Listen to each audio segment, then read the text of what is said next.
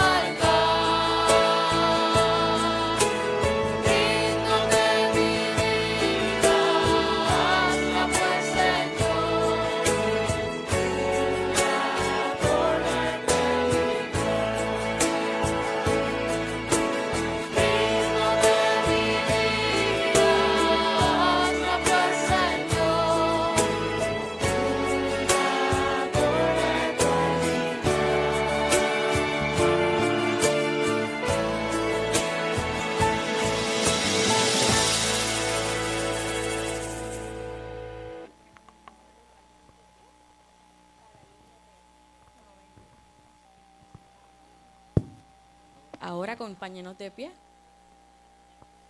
para cantar el himno tema.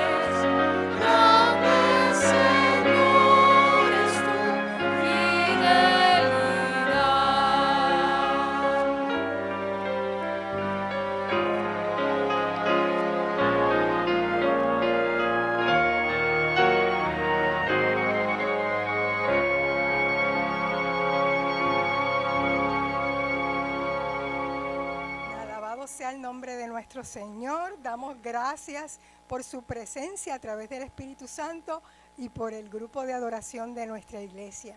En esta mañana, a todos los que están presentes, a los que nos están viendo por Salvaciones TV, por las plataformas de YouTube, ¿cuál otra más que se me quede? Radio Sol, por nuestra emisora 98.3 y por Facebook Live. Están todos bienvenidos. Así que dejamos el resto del tiempo a nuestro pastor, Carlos Muñoz.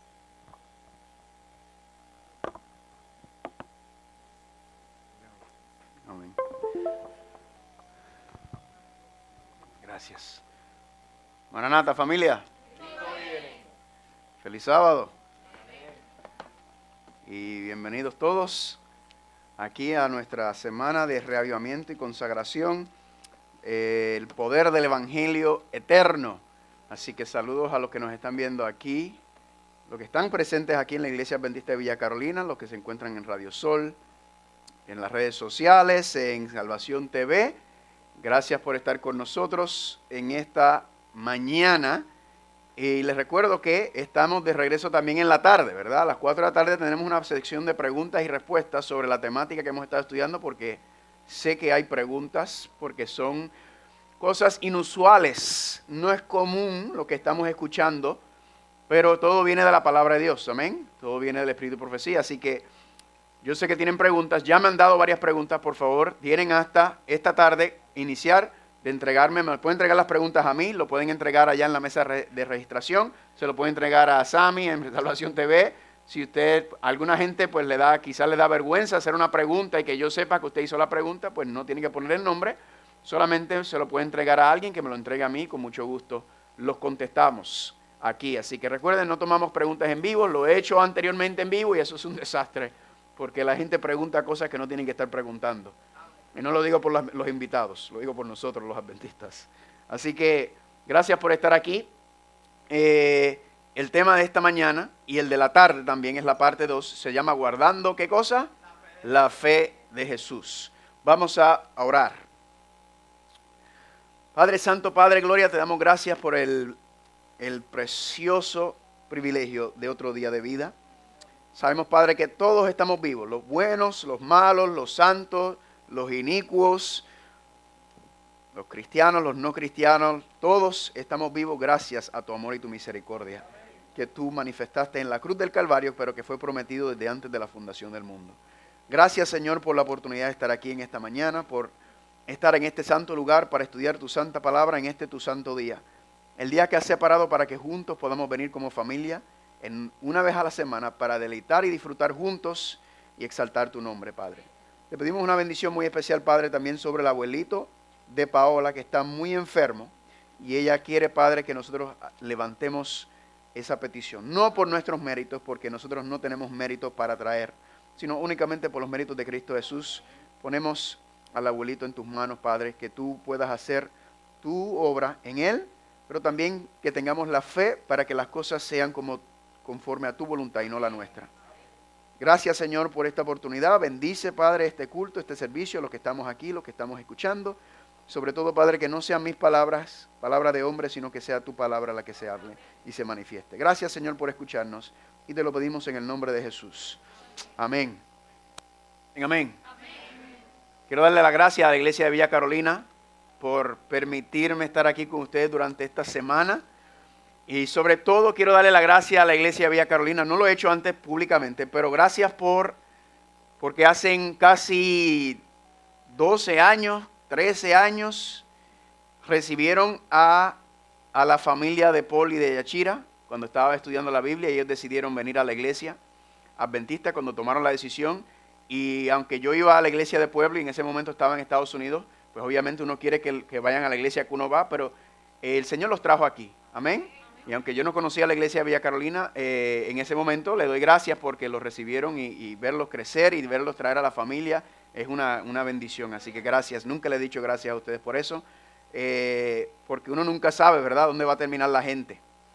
Así que, familia, hemos estado estudiando la situación de los prisioneros de guerra, ¿verdad? Este mundo parece una guerra porque este mundo es una guerra. Es una guerra cósmica que se está desatando aquí, familia. Y la pregunta que iniciamos la semana fue, ¿por qué estamos aquí si ya Cristo vino, si ya Cristo venció a Satanás en la cruz del Calvario? ¿Por qué continuamos aquí 2000 años después? ¿Por qué parecemos todavía que somos prisioneros en esta guerra cósmica? Para contar la historia de hoy y esta tarde vamos a iniciar con el plan original de Dios. En el principio dice Génesis 1 y 2 que Dios creó todo y todo era como bueno y perfecto en gran manera. No había violencia, no había maldad, no había crímenes, no había suicidios, no había enfermedades. Nada de eso existía en Génesis capítulo 1 y 2.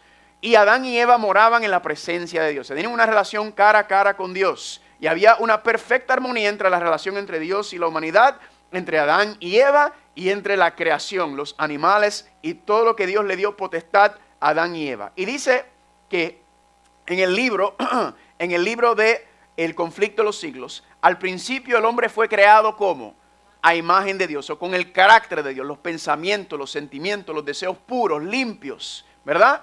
Estaban en perfecta armonía ¿con qué? Con la naturaleza y ¿con qué? Y con la ley de Dios. Ahora, ¿por qué el ser humano estaba en perfecta armonía en sus relaciones con la naturaleza, con la ley de Dios, con Dios y con ellos mismos? Porque los principios de justicia estaban ¿dónde? ¿Escritos dónde? En su corazón. ¿Cuántos dicen amén? Lo que hemos estado hablando, los principios de Dios ya estaban escritos en el corazón del ser humano. Ya el ser humano vivía en perfecta armonía con la voluntad y con la ley de Dios. ¿Pero qué ocurrió? Lamentablemente, ¿Satanás qué hace? ¿Cuál es la estrategia de Satanás? Dos cosas que usa Satanás para que el pueblo de Dios, para que los hijos de Dios no quieran servir a Dios o quieran seguir su propio camino. ¿Cuáles son los dos métodos? Número uno, ¿qué hace? ¿Quién recuerda? Ya se olvidaron. Distorsiona, ¿qué cosa? El carácter de Dios. Distorsiona el carácter de Dios para que ¿qué? Para que al distorsionar el carácter de Dios diga, bueno, si quizás Dios no es tan bueno y quizás Dios no merezca que nosotros vivamos para Él y que le entreguemos nuestra vida y que le sometamos nuestro corazón, ¿verdad? Que fue lo que hizo. Distorsiona el carácter, pervierte el carácter de Dios. Y número dos, ¿qué utilizó? ¿Una qué? Una bestia. Amén. Una serpiente o una bestia. ¿Qué ocurre en Apocalipsis? Exactamente lo mismo. Distorsionar el carácter de Dios. ¿Y qué utiliza? Una bestia, dice la profecía. Pero, ¿qué ocurrió? Pero el pecado lo alejó, hablando del ser humano, de su hacedor. Ya no reflejaba la imagen divina. Su corazón estaba ahora ¿en qué? En guerra, en pugna ¿con qué? Con los principios de la ley de Dios. Entonces el ser humano cuando escucha la voz de Dios, cuando el ser humano decide tomarse a sí mismo y tomar su propio lugar y decir yo puedo ser Dios, yo no necesito a alguien que me diga qué es lo bueno y lo malo, yo puedo determinar o declarar o saber qué es el bien y el mal por mi propia cuenta. Entonces tanto Eva como Adán y Eva entonces desobedecen a Dios y van por su propio camino y ahí empezó la guerra. Pero Dios no se quedó de manos cruzadas, amén. Porque dice en Génesis capítulo 3 versículo 15 que ¿qué hice? Que entonces ¿qué hizo Dios? Dios dijo a la serpiente ¿qué? ¿Qué le dijo Dios a la serpiente? ¿Tú crees que has vencido hoy, Satanás? ¿Tú crees que has logrado que mis hijos y mis hijas me desobedezcan? Y que yo había dicho que el día que coman del árbol, ¿qué cosa? Ciertamente morirían. Se acabaría la raza humana. Pero te digo hoy, te prometo hoy que por medio de esa mujer, por medio de Eva, por medio de la iglesia, iba a venir ¿quién? La simiente prometida. Y esa simiente tú le ibas a dar una herida mortal, pero él iba a querer ¿qué? Él va a ¿qué? A destruirte, a aplastarte la cabeza. Y voy a poner enemistad entre ¿quién? Entre ti y la mujer, entre el ser humano. ¿Por qué? Porque había armonía entre el ser humano y Satanás. Porque, por eso dice que la guerra que estaba aquí en el corazón del ser humano, ¿con quién? Con los principios de Dios, con Dios mismo el ser humano estaba en guerra. En otras palabras, si estábamos en guerra con Satanás, ¿con quién estábamos en armonía? Perdón, si estábamos en guerra con Dios, ¿con quién estábamos en armonía? Con Satanás. ¿Y qué dice Dios? Voy a poner ¿qué cosa? Voy a poner enemistad entre ti y la humanidad. Amén. Hermano y hermana, Dios no está airado con nosotros. Dios no está en enemistad con el ser humano. Dios está enamorado del ser humano, familia. Amén. Y Dios prometió. ¿Y cuál fue esa enemistad? ¿Cuál fue eso que iba a romper el yugo de la armonía que existía entre el ser humano y el pecado? Entre el ser humano y el Satanás. ¿Cuál fue el instrumento que utilizó Dios para romper, para circuncidar ese corazón de piedra, para que el ser humano entonces pueda anhelar nuevamente, buscar y vivir en armonía con Dios? ¿Cuál fue el instrumento? La cruz del Calvario. ¿Cuántos dicen amén? Revelado ahí mismo en Génesis capítulo 3, con el cordero que murió en su lugar. Y esa cruz que es el fundamento de lo que hemos estudiado durante esta semana, de lo que es el pacto eterno, la promesa eterna de Dios desde la fundación del mundo. ¿Y cuál es? El pacto eterno es la promesa de Dios para restituir a la humanidad nuevamente a su presencia y en armonía con la voluntad divina, colocando su poder en nosotros. ¿Para qué? Para que podamos obedecer ¿qué cosa? Su santa ley. ¿Cuántos dicen amén? Entonces Dios ¿qué va a hacer? Restaurar nuevamente el corazón humano. Para eso romper el yugo con la cruz del Calvario. El amor ágape de Dios, incondicional. Dios murió solamente por los salvos. Dios solamente murió por los que iban a aceptarlo. No, murió por cada ser humano. Y cada ser humano tiene la libertad. Ahora la segunda oportunidad, incluso esa libertad los llevó a crucificar a Cristo. Amén. ¿Cuántos dicen amén? Pero Dios dijo, yo voy a restaurar nuevamente. Esa fue la promesa que Dios hizo. Y por eso dice Job 33:26, orará a Dios. Y Dios se agradará de él. Nosotros oramos a Dios. Y nosotros, veremos su rostro con júbilo, con gozo al ver lo que Dios ha hecho por nosotros. ¿Y qué hace Dios entonces cuando nosotros anhelamos morar nuevamente en armonía con la voluntad de Dios? Él restaurará al ser humano, ¿qué cosa? Su justicia. ¿Cuántos dicen amén? La experiencia del pacto nuevo o del pacto eterno que hemos estado estudiando. Y vimos en la historia de Abraham, una historia perfecta donde se habla y se explica el pacto eterno y cómo Dios quiso restaurar y todo lo que el ser humano hizo. Y vimos que Abraham aprendió a vivir por fe. Amén. Vimos que Abraham experimentó, según Gálatas capítulo 4, ambos pactos. Experimentó el pacto viejo. ¿Qué es el pacto viejo? A ver, ¿qué es el pacto viejo? ¿Cuándo qué? Cuando el ser humano quiere hacer las cosas a su manera. Cuando el ser humano quiere relacionarse con Dios a su conveniencia, bajo sus condiciones, como nosotros queremos. Entonces, Dios, ¿qué dice? ¿Eso es lo que ustedes quieren hacer? Perfecto. Abraham, ¿aprendió o no aprendió a la mala? Sí. ¿Aprendió a vivir por fe Abraham, sí o no? Sí, aprendió a vivir por fe. ¿Cuántos dicen amén?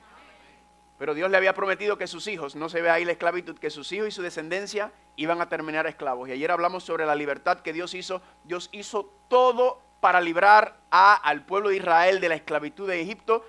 ¿Israel hizo algo? Nada. Solamente hicieron ¿qué? Creerle a Dios. Sacrificar el cordero y salir de Egipto. Amén. Dios puso y Dios hizo todo para ellos. ¿Cuántos dicen amén? Pero ¿qué ocurrió en el Sinaí? En el Sinaí ocurrió la tragedia, hermanos y hermanas. Recuerdan que leímos ayer en el libro Patriarcas y Profetas capítulo 32. Este capítulo es espectacular y habla especialmente de esto. Dice, si los descendientes de Abraham hubieran guardado el pacto eterno, habrían guardado la ley de Dios ¿en dónde? En sus mentes. Y la ley de Dios en la mente, ¿dónde es eso? Eso es el pacto nuevo. Pero aquí estamos en el Sinaí, ¿verdad? Por eso, hermano y hermana, recuerden los pactos, el pacto viejo y el pacto eterno es que es una experiencia. Es cómo el ser humano responde ante las promesas de Dios. Hacerlo a la manera de Dios y dejar que Dios obre y cumpla sus promesas, o el ser humano tratar de cumplir y ayudar a Dios en cumplir su plan. Dios no necesita nuestra ayuda. Dios necesita ¿qué? Nuestro corazón. Amén. Pero Dios quería grabar la ley en la mente de ellos, porque acaban de salir de la esclavitud de Egipto y Dios quería mostrar que Él quería tener, ¿qué cosa? Un pacto, el pacto con ellos. Quería escribir su santa ley en su mente, quería poner su Santo Espíritu dentro de ellos, quería tener una relación íntima con ellos, guardando la ley de Dios en sus mentes, y no habría sido necesario proclamarla ¿desde dónde? Desde el Sinaí, o grabarla ¿sobre qué? Sobre tablas de piedra. Esto es increíble. El plan de Dios nunca fue escribir su ley en tablas de piedra. El plan de Dios siempre ha sido el mismo y el único, que es que escribir su ley ¿dónde? En nuestra mente y en nuestro corazón, que es poner la mente de Cristo en nosotros. En el Sinaí Dios no le dio su ley para retarlos a intentar guardarlo. Dios no le dijo, ahí tienen la ley, a ver si pueden hacerlo. No, en el Sinaí Dios le dio la promesa de que Él iba a hacer que ellos pudieran vivir conforme a su ley, en armonía con ellas. Amén. Él les dio la promesa del tipo de personas que Él quería que ellos fueran y que Él mismo iba a hacer con ellos y que llegarían a ser si confían plenamente y completamente en Él. ¿Cuántos dicen amén? Y si el pueblo hubiera practicado los principios de los 10 mandamientos que Dios quería grabar en la mente y en el corazón, no habría sido necesidad de las instrucciones adicionales que se le dieron ¿a quién? A Moisés. Familia, esto es revolucionario, porque Dios nunca quiso escribir su ley en tablas de piedra. Y si Dios no quería, el plan original no era escribir la ley en tablas de piedra, entonces significa que tampoco el plan original era tener un arca. Porque el arca del pacto, ¿qué representa? ¿Cuál es el propósito del arca del pacto? ¿Poner qué? La ley adentro. Entonces, si no hay ley, no hay propósito del arca. Y si no hay propósito del arca, ¿tampoco qué? Tampoco hay propósito para el santuario. ¿Están conmigo? Así que cuando el pueblo de Dios, estudiamos ayer, rechaza el pacto eterno, rechaza las promesas de Dios, ¿qué hace Dios? Plan B. Plan B. Tengo que enseñarle el plan de salvación de otra manera, porque no lo quieren entender, no quieren que yo se los enseñe personalmente, no quieren que escriba mi ley en su mente, no quieren que yo more en ellos. Entonces, ¿qué hace Dios? Plan B. Déjame explicarle el plan de salvación de otra manera, porque el santuario lo que es que, el santuario lo que explica es el servicio de Dios por salvar a la raza humana. Eso es el santuario. Es donde Dios explica o desglosa o detalla cómo Él nos va a salvar, porque el santuario es el servicio de Dios por nosotros, no es servicio humano para Dios. El santuario, eso es lo que enseña, porque ¿quién es el sacerdote?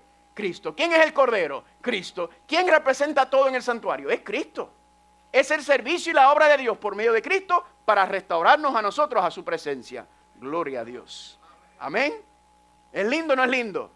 Es precioso todo lo que estamos viendo. Y por eso Dios le dijo, después que ellos rechazaron el pacto eterno, después que ellos rechazaron la relación que Dios quería con ellos, y ellos quisieron hacer su propio pacto. Pregunta, ¿hicieron su propio pacto?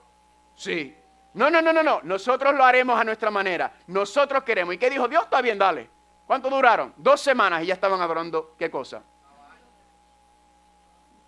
Porque el pacto viejo, obrar los méritos humanos, la obra humana, el esfuerzo humano, ¿a qué lleva? A la adoración del yo, de la idolatría. ¿Y qué dijo Dios? Pues está bien.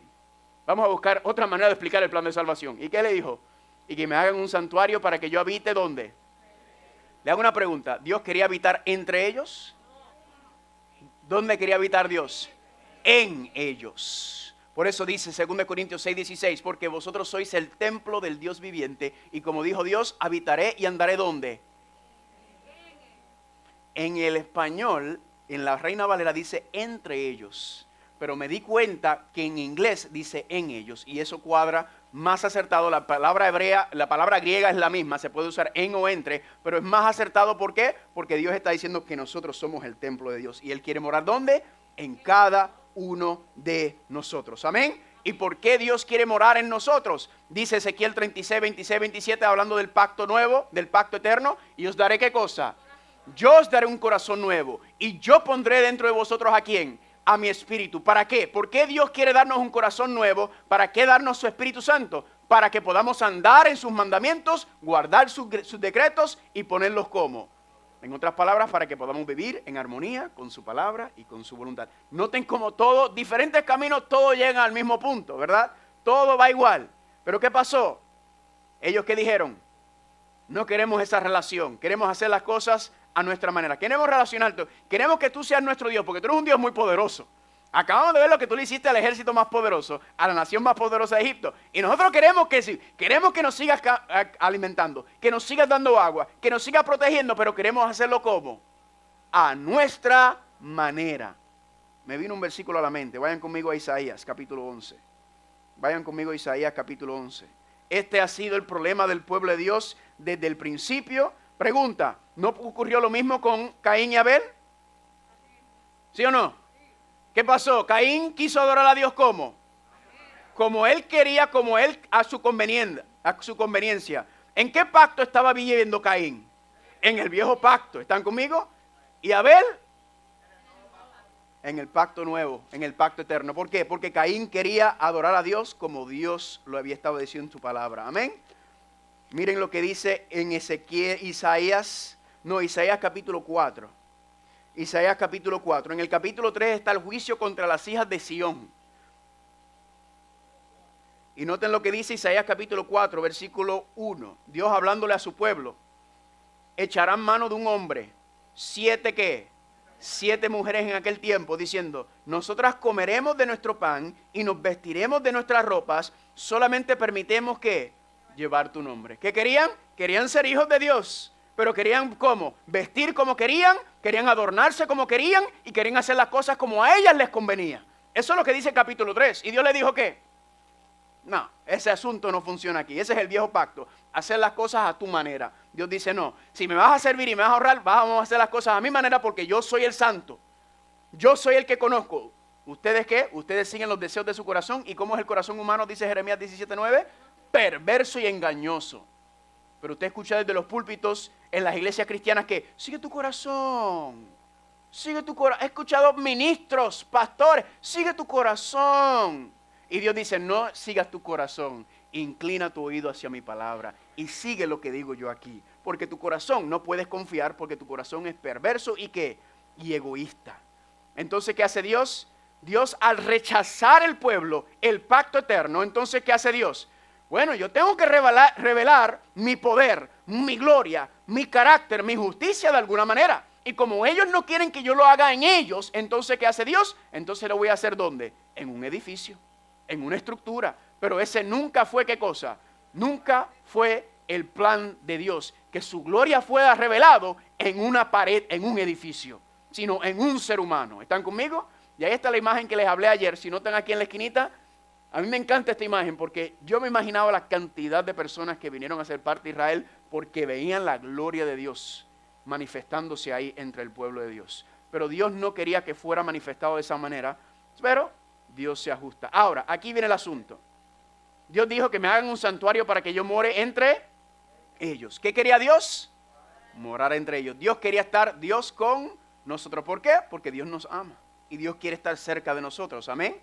Y por medio del santuario, ¿qué hacía Dios? Dios les hablaba, dice Éxodo 25, Éxodo 40. Dios le hablaba, Dios diría, yo me quería reunir con ustedes. Yo les quiero mostrar mis providencias, yo les quiero mostrar mi camino. Yo les quiero explicar a ustedes cómo vivir. Lo que Él quería hacer desde un principio, pero que ¿qué? Ellos no querían hacerlo de manera personal. Le dijeron, Moisés, habla tú con Dios. Y después, entonces, ven a nosotros. El propósito del santuario era dirigir al pueblo, guiar al pueblo, proteger al pueblo, ayudar al pueblo, advertir al pueblo en cuanto a sus caminos, en cuanto a los peligros que venían. Pero no fue el plan de Dios que fuera en un edificio. Y por eso entonces, cuando vemos, vayan conmigo por favor a Primera de Reyes. Quiero mostrarle una profecía.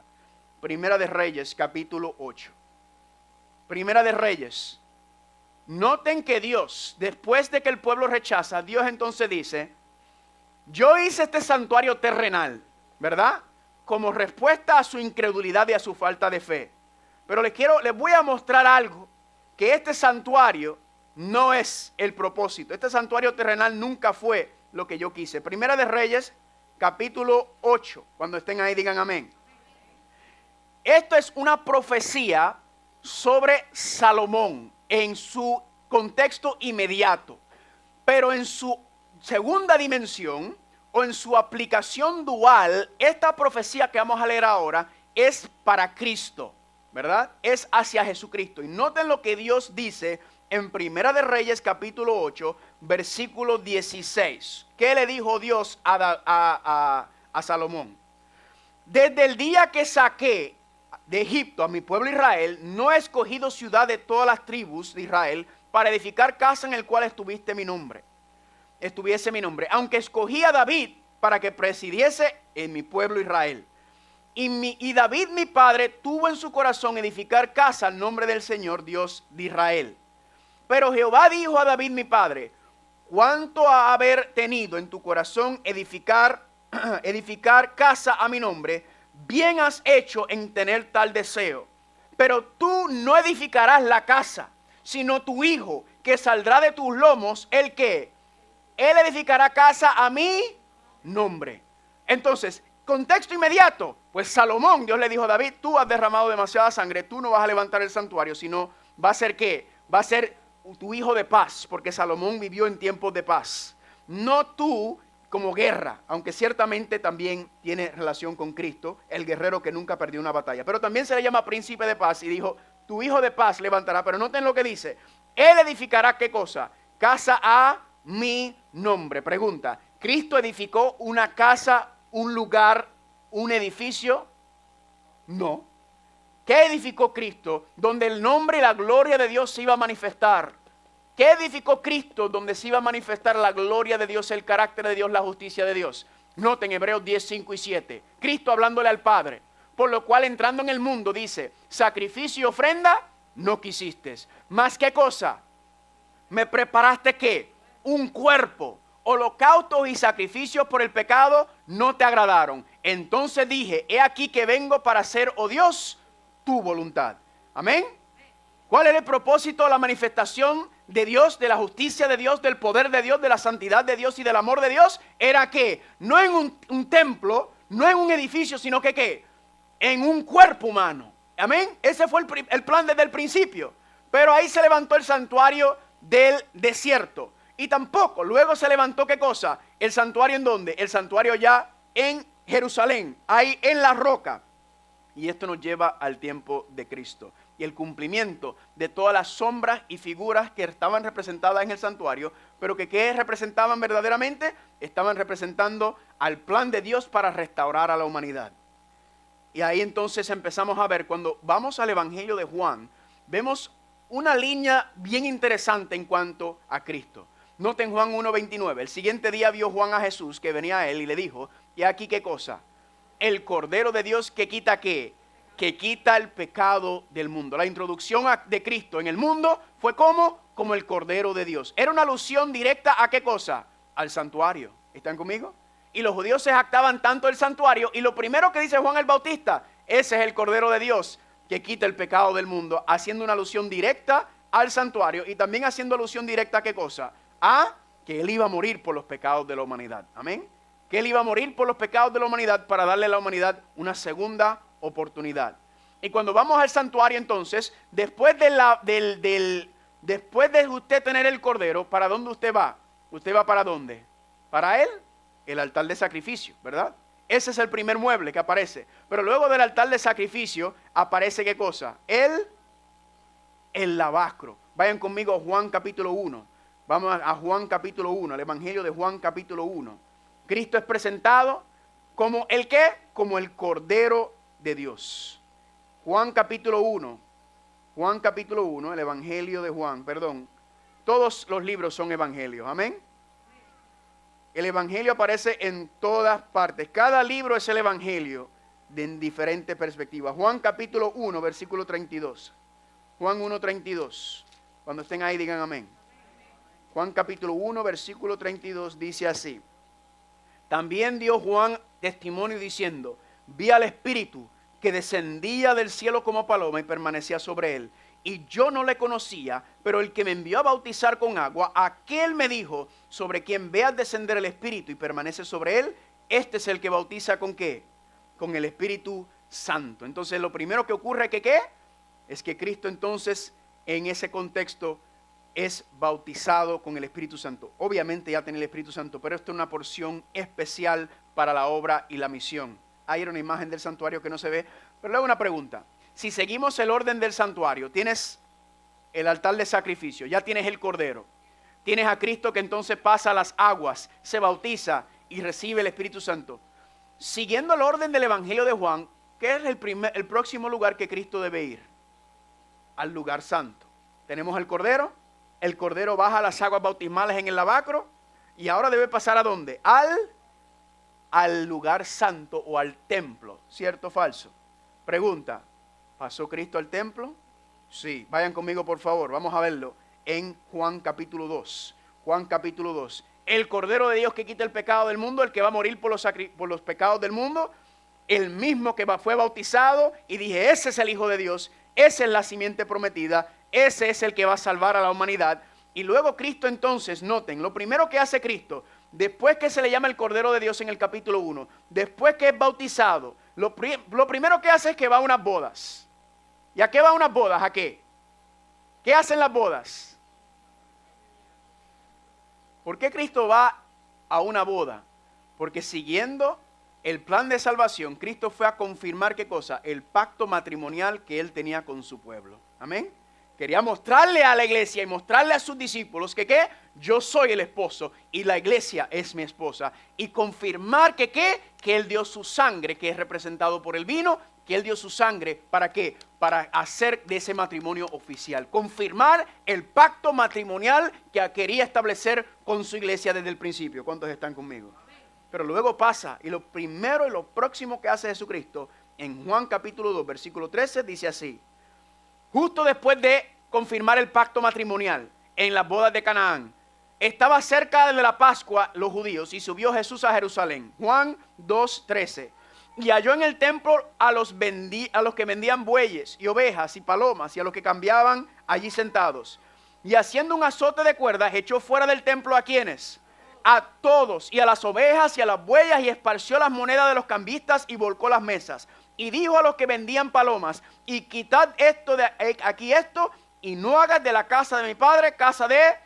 Le hago una pregunta, hoy en día, ¿se está haciendo de la casa de Dios, de la iglesia, un mercado para lucrarse? Oh, sí, por ahí hay mucha gente haciéndose mucho dinero y enriqueciéndose mucho. Pregunta, ¿era el plan de Dios que la iglesia trabajara como un negocio? No, claro que no. Dios ya tenía su plan para establecer el funcionamiento, el crecimiento y el desarrollo económico de la iglesia. ¿Y cómo se llama ese plan? Diezmos y ofrendas. Versículo 17.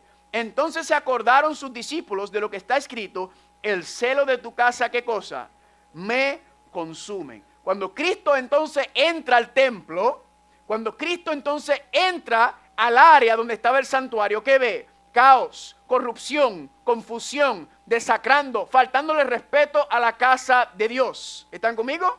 Este se supone que fuera el lugar, el santuario, donde la gente buscara ¿qué? Dirección, ayuda, consuelo, ánimo. ¿Están conmigo? Se supone que los sacerdotes fueran ¿qué? Guías espirituales para el pueblo, como lo que se supone que Dios quería hacer para ellos independientemente. Pero como ellos no quisieron, Dios establece el sistema. ¿Y qué pasa? Que entonces se corrompe, porque ¿quién está dirigiendo? Es humanamente, terrenalmente. Pero eso no fue el plan de Dios, pero Dios lo dejó. ¿Y qué ocurre? Corrupción. El lugar que donde se supone que ellos fueran a buscar perdón de pecados, a buscar encontrar las promesas de Dios, donde se supone que se cantaban himnos a Dios, donde se supone que la gloria de Dios fuera exaltada, se convirtió ¿en qué? En una casa corrupta. ¿Y qué ocurrió? ¿Sacó qué cosa? ¿Una cuerda, una soga de qué? ¿Qué dice ahí? Sacó para azotarlo ¿con qué? Con cuerdas. Pregunta, en la Biblia, ¿Dios a veces se nos tiene que dar un pau pau? ¿Sí o no? Cuando usted se porta mal, tu mamá y tu papá, ¿no te daban un pau pau? ¿Verdad que sí? Dios también. Le hago una pregunta. ¿La purificación y la limpieza también es un acto disciplinario, sí o no? Sí, claro que sí. Para sacar todo el sucio, toda la rebelión, toda la falta de respeto, toda la corrupción, todo lo inhonesto. Y eso es lo que Dios le dice a la iglesia de la Odisea. ¿Qué le dice? Te amo, por eso te reprendo. ¿Por qué? Porque te amo. Y te castigo porque te amo. ¿Para que qué? Para que te arrepientes. Y todos los corruptos, todos los estafadores, todos los hipócritas, todos los sacerdotes hipócritas que estaban ahí, hicieron ¿qué? Salieron corriendo. Y si lees el deseado de toda la gente, ¿sabes lo que dice? Que mientras ellos salían corriendo, todos los sacerdotes, todos los hipócritas, toda esa gente, ¿quiénes iban entrando al santuario? Los enfermos, las prostitutas, los lisiados. Amén. Cristo restaurando, y Cristo que está diciendo: yo soy el verdadero sacerdote de Dios. Yo soy el que viene a traer consuelo y ánimo y apoyar al pueblo. ¿Cuántos dicen amén? Pero la historia tiene un significado más profundo. Noten lo que dice en el libro Deseado de toda la gente. Los atrios del templo de Jerusalén, llenos del tumulto de un tráfico profano, representan con demasiada exactitud ¿qué cosa? El templo del corazón, contaminado por la presencia de las pasiones sensuales y los pensamientos ¿qué? Esta historia que está enseñando a Cristo entrando ¿a dónde? Entrando a nuestro corazón. ¿Para qué? Para limpiar y purificarlo. Eso es lo que la historia representa. Al limpiar el templo de los compradores y los vendedores mundanales, Jesús anunció su misión de limpiar el corazón de la contaminación del pecado, de los deseos terrenales, de las concupiscencias egoístas, de los malos hábitos que ¿qué? Que corrompen el alma. Ningún hombre puede de por sí echar los malos huestes que se han posesionado del corazón. Solo Cristo puede purificar el templo del alma. Su presencia limpiará y santificará el alma, de manera que pueda ser un templo santo para el Señor y una morada de Dios. ¿En qué? ¿En virtud de quién? En virtud de su Espíritu. Le hago una pregunta. ¿Cuántas veces Cristo entra a limpiar el santuario? El templo. 2 veces. Al principio de su ministerio y justo al final, antes de la última semana. ¿Cuántos servicios hay en el santuario? 2. El servicio diario y el servicio anual, el día de expiación. Esta mañana vamos a hablar del primer servicio, que entiendo que está representado por esta primera limpieza. Cristo iniciando la obra de limpieza del corazón humano. Esta tarde vamos a hablar de la segunda obra de purificación, que es la que está relacionada con ¿qué? Con la obra como sumo sacerdote en el lugar santísimo. ¿Están conmigo? Eso es lo que estoy relacionando en cuanto a esto. Pero noten lo que continúa diciendo en el mismo capítulo 2, versículo 18. Noten. Los judíos respondieron y le dijeron: ¿qué señal nos muestra ya que haces esto? Respondió Jesús y le dijo: destruid este templo y ¿qué? En 3 días lo levantaré. Le hago una pregunta. Cuando Cristo dijo eso, ¿estaba hablando del templo literal? ¿Cuál es el templo desde el principio de todo el tiempo? Dijeron luego los judíos, en 46 años fue edificado este templo y tú en 3 días lo levantarás. Y noten la clave. Mas él hablaba del templo de su... El plan nunca ha cambiado, hermanos y hermanas. Amén. El plan de Dios siempre ha sido manifestar su carácter, su justicia, su santidad, su gloria. ¿En dónde? En un cuerpo humano. Ahora, ¿qué viene Cristo a hacer? A mostrar lo que Dios quiso hacer con la humanidad. ¿Cuál es el plan de Dios desde el principio? Cristo ahora viene a manifestar, a representar la experiencia del pacto nuevo, del pacto eterno en nosotros. En otras palabras, Cristo viene a modelar, Cristo viene a mostrar, Cristo nos viene a decir, lo que ustedes no permitieron que Dios hiciera con ustedes, ahora se lo voy a mostrar yo. Porque Cristo es el único, hermanos y hermanas, que podría cumplir a cabalidad y vivir a perfección con la voluntad de Dios. ¿Están conmigo? ¿Qué vamos a hacer ahora? Les voy a mostrar el santuario desde una perspectiva diferente. Ya nosotros sabemos, si ustedes saben, yo enseño también cómo cada santuario muestra cada parte en el plan de salvación. Y ciertamente se aplica. Pero yo encontré en mis estudios, mientras estuve estudiando esta temática hace unos años atrás, que hay otra dimensión en los muebles del santuario. Hay otra dimensión que yo no había visto y que Dios entonces quiere mostrarnos. Y lo que quiere mostrarnos, familia, hermanos y hermanas, en el santuario es cómo se vive por fe. Lo que quiere mostrarnos es cómo fue Cristo victorioso en su vida. ¿Para qué? Para darnos el modelo y mostrarnos cómo es que nosotros también podemos vivir una vida de justicia y una vida de santidad y rectitud. Viene a ejemplificar, viene a modelar, viene a enseñar Cristo por medio del santuario en su propio cuerpo la gloria de Dios en la humanidad caída. Amén. ¿Y cómo podemos nosotros vivir por fe? Por medio de los muebles y las ofrendas y los sacrificios.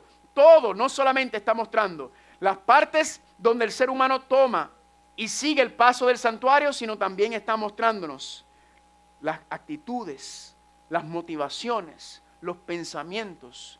No solamente son manifestaciones exteriores, sino está hablando de lo que está en la mente y en el corazón. Y el santuario es el lugar donde se vive o se manifiesta. Jesús vino a modelarnos cómo se vive por fe. 6 muebles, de hecho son 7 con el velo. Vamos a ver, 7, yo digo muebles, 7 instrumentos en el santuario que nos van a enseñar 7 actitudes, 7 perspectivas, 7 aspectos del carácter de Cristo para mostrarnos cómo es que se puede vivir en justicia con la ley de Dios y en armonía con la palabra de Dios. ¿Están listos? ¿Cuántos están listos? Primer mueble, ¿cuál es? ¿El qué? El altar de sacrificio.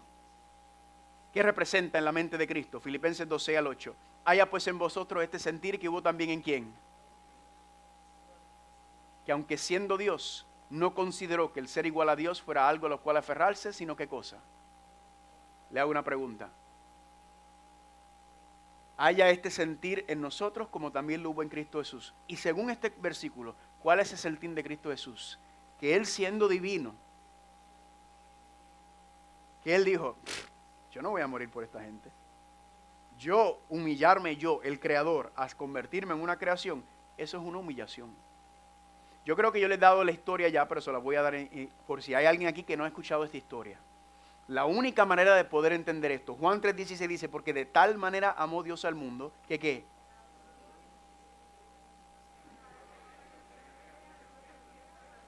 Todo el mundo se la sabe. Es el versículo más conocido en la Biblia. Es el versículo más citado en el mundo. Todo el mundo, hasta los que no son cristianos, se la saben. Pero es el versículo más malentendido también. ¿Por qué es más malentendido? Porque la frase dice, porque de tal manera. La frase en griego de tal manera significa que es humanamente incomprensible el amor de Dios por nosotros. Eso es lo que significa esa frase. Humanamente imposible. Por eso dice el Espíritu de Profecía que por el resto de la eternidad estaremos estudiando el amor de Dios. ¿Cómo lo podemos entender humanamente? Esta es la única manera que yo sé cómo explicarlo. De hecho, yo no tenía pensado a compartirlo, pero dije, bueno, quizás hay alguien que está aquí que no ha escuchado cómo entender el amor de Dios por nosotros y a la luz de que Él siendo Dios no se aferró a su divinidad, sino que se despojó de ella. ¿Para qué? Para darnos a nosotros una segunda oportunidad. ¿Cómo lo entendemos? La única manera que yo he logrado entenderlo palpablemente para que podamos comprender, entender el amor de Dios o el sacrificio de Cristo en la encarnación, es en una finca de hormigas. ¿Saben lo que es una finca de hormigas? Una finca de hormigas. Como no vine preparado para decirlo, no tengo la imagen. Pero una finca de hormigas es ant farm. Y es que hay personas que toman peceras y meten tierra dentro. Los científicos hacen esto. Meten tierra y ponen hormigas allá adentro, ¿verdad? Y el científico, ¿qué hace? Observa, analiza, evalúa el comportamiento de las hormigas, cómo se relacionan, cómo trabajan, cómo hacen todo y la vida de una hormiga. Eso es lo que hace un científico. Incluso para niños hay juegos donde también pueden poner hormigas y pueden ver y las hormigas desarrollando sus colonias y cómo se han desarrollado. Vamos a suponer, por favor, no lo tome literal, que usted tuviera el poder de hacer hormigas y usted tiene su finca de hormigas y usted pone y se levanta cada día y tiene su pecera con sus hormigas adentro y usted se levanta, mira qué lindas mis hormigas, mira cómo se ayudan, cómo se apoyan, mira cómo se quieren, mira cómo tienen hijos y familias y van creciendo. Esas hormigas son para ti, ¿qué? Tú los creaste, ¿qué son? Son tus hijos, son tus hijas, tú los amas, pero un día te levantas y ves que hay una hormiga brava allá adentro y la hormiga brava está, ¿qué?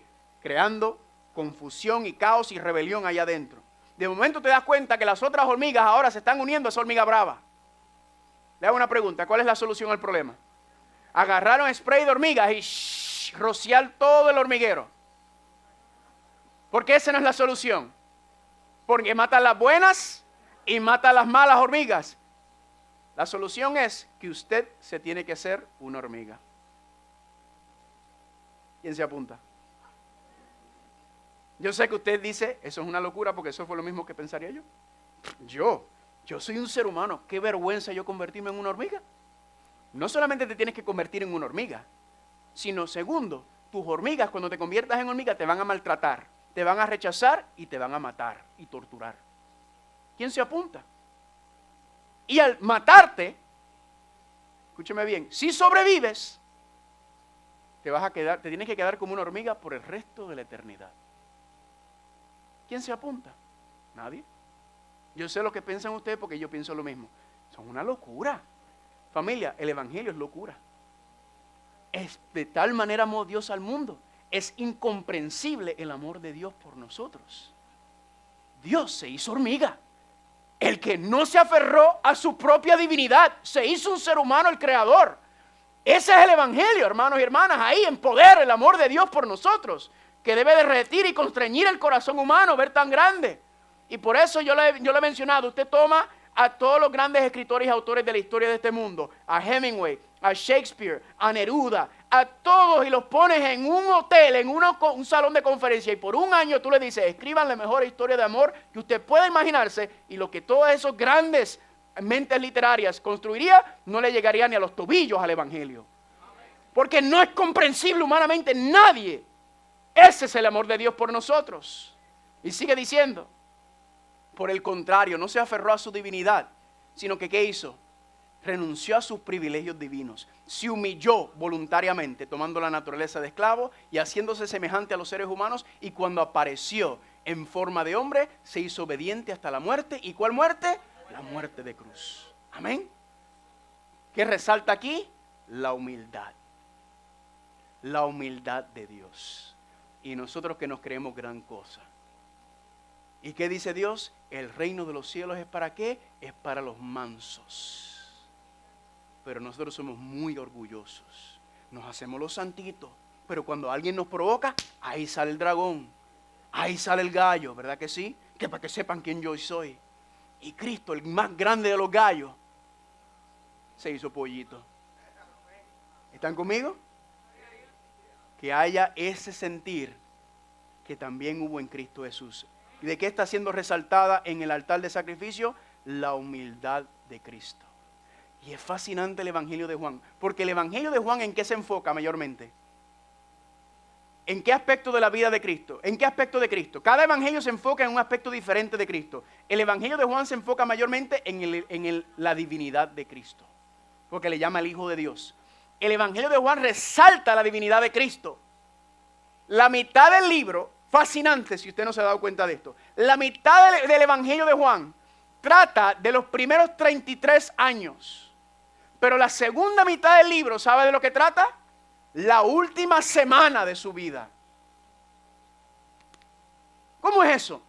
En la mitad del libro de Juan, la mitad trata de los primeros 33 años de vida de Cristo Jesús, y la última mitad del libro trata ¿qué? En la última semana. En otras palabras, en la primera mitad del libro, y de momento cuando llega a la mitad, ¿qué hace? ¡Pum! Pausa. Y ahora hace un microscopio. ¿Lo dije bien? Pone un microscopio en esa última semana. ¿Y qué pasó en esa última semana? Todo lo peor. Fue la peor semana de la vida de Cristo Jesús, pero fue la mejor semana de nuestra vida. Amén. El libro que trata de la divinidad de Cristo habla de la vergüenza, se enfoca en eso último, y usted se pregunta por qué. Es bien sencillo, porque ¿saben cuál es la manifestación más grande de la divinidad de Cristo? Su humildad. Esa es la manifestación más grande de su divinidad. Su humildad en esa última semana. ¿Qué? Que se sometió. Que se sometió y se hizo obediente. No solamente obediente ante aquellos que él creó, sino también ¿qué? Hasta la muerte. Y la peor de todas las muertes, que fue la cruz del Calvario. Eso tiene que...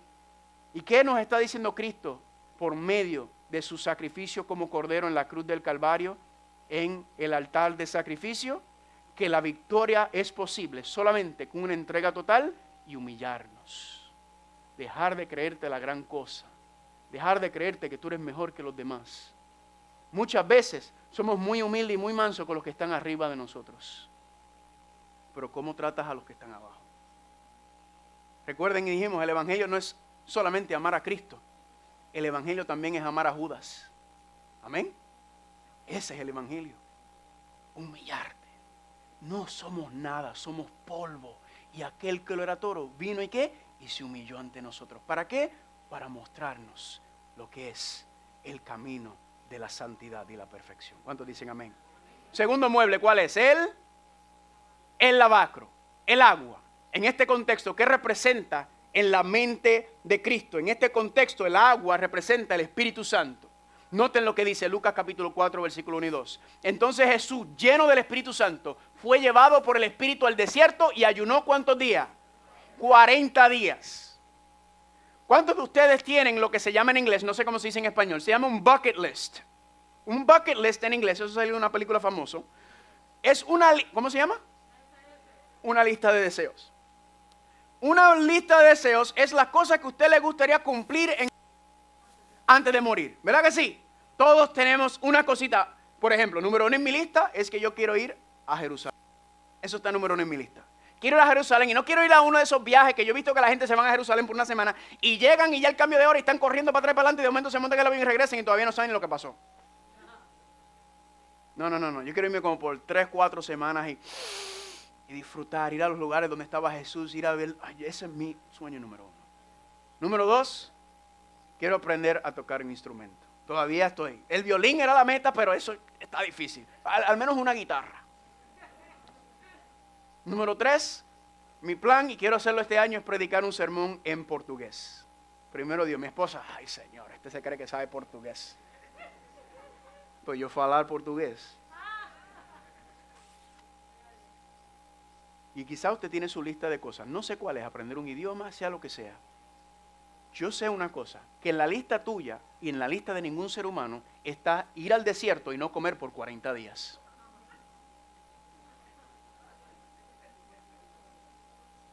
Nadie tiene eso en la lista. Oye, pero amor, vámonos al desierto y no comamos por 40 días. ¡Qué gran idea! Eso parece una ¿qué? Una locura. Pero eso fue lo que Cristo hizo. ¿Saben por qué? Porque Cristo no vino aquí a vivir y hacer lo que un ser humano quiere vivir y hacer. Cristo vino a morir y salvar a la humanidad y a glorificar el nombre de Dios.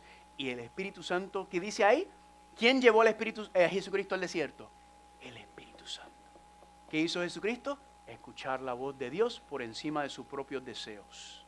Porque Él no quería ir al desierto por 40 días a sufrir. ¿Qué lo llevó ahí? Su fe. ¿Qué lo llevó a encarnarse? Su fe. ¿Qué lo llevó al desierto? Su fe. tenía una confianza tan y tan profunda y plena en la voluntad del Padre y en las promesas del Padre, que él dijo, Padre, si tú quieres que yo vaya, yo voy. Aunque humanamente no quería, porque no tiene sentido ir a sufrir por 40 días un desierto. Pero lo hizo, ¿por qué? Porque él no está aquí para hacer su voluntad. Él está aquí para cumplir la voluntad del Padre. Eso es la fe de Jesucristo. Amén. Vivir conformidad a la voluntad del Padre. Y cuando el Espíritu Santo ve, ¿qué hace Él? Él va. ¿Cuántos dicen amén? Por eso Cristo dijo en Juan 8:28, cuando hayas levantado al Hijo del Hombre, entonces conocerás que yo soy. Amén. ¿Que yo soy qué? Yo soy el Hijo de Dios. Y que nada hago por mí mismo, sino según que me enseñó el Padre. Todo guiado y dirigido por el Espíritu Santo. Esa es una vida, hermanos y hermanas, del pacto nuevo. Esa es una persona que está experimentando y viviendo en el pacto nuevo, en el pacto eterno. ¿Por qué? Porque Dios lo dice y yo lo cumplo. ¿Y cómo sabes si es la voz del Espíritu Santo, si es la voz de Dios, o si es la voz de otro, si es tu propia conciencia hablando? Conformidad a la palabra de Dios. Eso es sencillo. Eso no es difícil de entenderlo. Si está conforme a lo que dice Dios, entonces viene de Dios. Amén. Si no, entonces sabe que no es de Dios. Pero ¿y nosotros cuando el Espíritu Santo nos habla? ¿Escuchamos? ¿O hacemos nuestras cosas? Próximo mueble, ¿cuál es? ¿Qué representa? Los panes. ¿Qué representa el pan? Lucas 4:4. Escrito está, no solo del pan vivirá del hombre, sino de ¿qué? De toda palabra de Dios. ¿Qué representa esto en la mente de Cristo? ¿Representa qué cosa? Un hambre y sed por la palabra de Dios. Por conocer la palabra. ¿Conocía Cristo la Biblia, sí o no? Oh, sí, la citaba. La citaba. Sí, la citaba. ¿Por qué la citaba? Porque la conocía. ¿Y cómo Cristo llegó a conocer la palabra? ¿Cómo? ¿Cómo la llegó a conocer?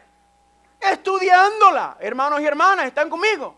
Cristo se sabía las Escrituras porque Cristo sabía que ese era donde el Padre le iba a explicar y detallar cuál era su misión, cuál era su propósito, cuál era la voluntad por haber sido creado. Cuando Cristo va al santuario y ve el cordero y ve el sacerdote y ve los servicios, el Espíritu Santo por medio de la palabra de Dios dice que tú eres el cordero, tú eres el sacerdote, tú eres la ofrenda, tú eres el sacrificio, tú eres el santuario. Tú eres el cumplimiento de la promesa de Dios que se iba a manifestar en gloria en un ser humano de manera completa y total. Cristo lo entendió perfectamente. ¿Por qué? Porque estudiaba ¿qué? Estudiaba las Escrituras. Hermano y hermana, usted y yo tenemos la misma hambre y sed por la palabra de Dios. Usted se levanta en la mañana con deseos de estudiar la Biblia, como lo primero que viene a tu mente, que es pasar tiempo con Dios para conocer a Dios. Pregunto, ¿ese es tu deseo y nuestro deseo? Dice Juan 5:38, ustedes escudriñan las Escrituras porque en ellas ¿qué? Que en ellas ustedes creen que tienen la vida eterna. ¿Qué le decía a los fariseos? Ustedes se creen que porque saben la Biblia y se la tienen memorizada, ustedes se creen que eso les va a dar la vida eterna. Están muy equivocados. El propósito de la Biblia ¿cuál es? Llevarnos a Cristo, porque ellas son las que dan testimonio de mí. ¿Por qué usted lee su Biblia? Usted se levanta en la mañana y ¡ay! Déjame leer la Biblia, porque hay que leer la Biblia. Ay, que sea un capítulo cortito, Señor. Ay, un capítulo cortito, Señor. Este está cortito. Y usted termina y entonces usted va y se pone en su checklist. Leí la Biblia. Un puntito para Dios. Y así vamos de puntito en puntito. Bueno, hoy no como esto, yo hago esto, no hago esto, hago esto. Hacemos nuestra lista. Bueno, yo soy buen cristiano. Yo soy buen cristiano. El Señor ha hecho una buena obra conmigo. Porque yo no como las cosas que comen los mundanos. Yo leo, yo vengo a la iglesia los sábados, el día correcto. Esta gente no viene a la iglesia el día correcto. Yo soy un buen cristiano. Yo soy un buen adventista. El Señor ha hecho una buena obra conmigo. Le hago una pregunta. ¿Quién en la Biblia es el que hace lista?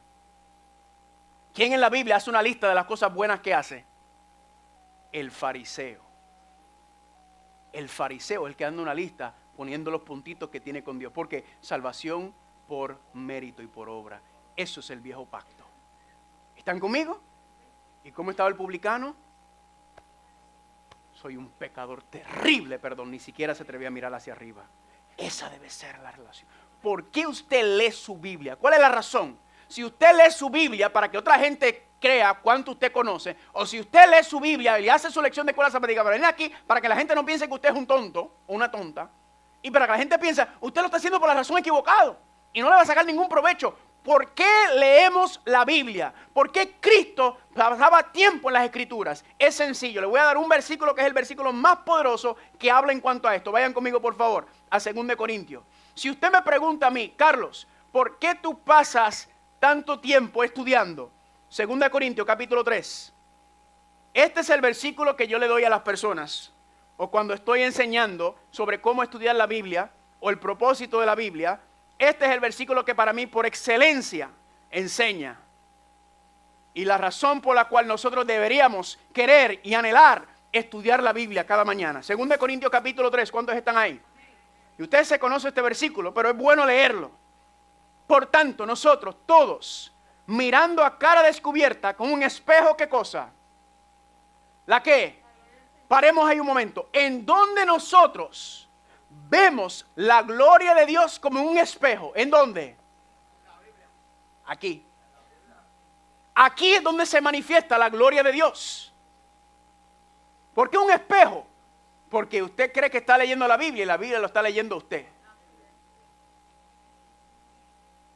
Sigue diciendo. ¿Somos qué? Transformados, metamorfos, de gloria en gloria, de fe y en fe, en la misma imagen. ¿La imagen de quién? La imagen de Cristo, porque esa fue la que perdimos. Y cómo Dios transforma este carácter egoísta, este corazón terco y duro, este orgullo. ¿Cómo Dios lo hace? Por medio de la contemplación de la gloria de Dios en su palabra. Amén. ¿Cómo por quién? Por el Espíritu del Señor. ¿Cómo es que viene la transformación del ser humano? Contemplando la gloria de Dios. ¿Y cómo? ¿Cuál es el instrumento? Pues en esos tiempos estaba Cristo ahí. Ellos podían ver a Cristo. Y aún así los discípulos estaban errados. Pero aquí dice que es por medio de la contemplación de la gloria de Dios en su palabra que somos transformados. En otras palabras, hermano y hermana, si usted no pasa tiempo en la Biblia con el propósito de conocer la gloria de Dios, usted está en peligro de perderse. Porque usted, si no contempla la gloria de Dios, usted no va a ser transformado. Romanos 2:4 que dice, ¿no sabe que es la bondad de Dios la que nos lleva al arrepentimiento? ¿Y dónde encontramos la bondad de Dios? En la palabra. Les voy a dar un ejemplo. Lo he dado antes, si usted lo escuchó, pues lo escucha nuevamente.